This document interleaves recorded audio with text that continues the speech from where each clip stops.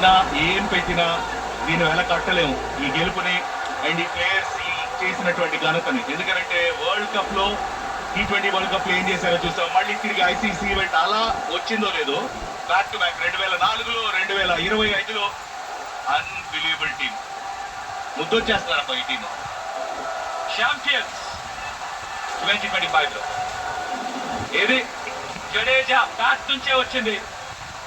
తనకి తెలుసు ఈ గెలుపు విలువేంటో. ఇది తన ఆఖరి మ్యాచ్ అయితే గనక పర్ఫెక్ట్ ఫినిష్ తన ఓడిఐ కెరియర్ కి. ఆఖరి మ్యాచ్ కాదు, ఎందుకంటే ఇంత బాగా ఆడుతున్నప్పుడు ఎందుకు మానేయాలి. రాక్ స్టార్ జడేజా ఎప్పుడు మీకు ఇలాంటి ఛాలెంజ్ వచ్చినా ముందుండే నేనున్నాను ఇండియన్ టీం కంటాడు జడేజా. అది తనలోని గొప్పతనం.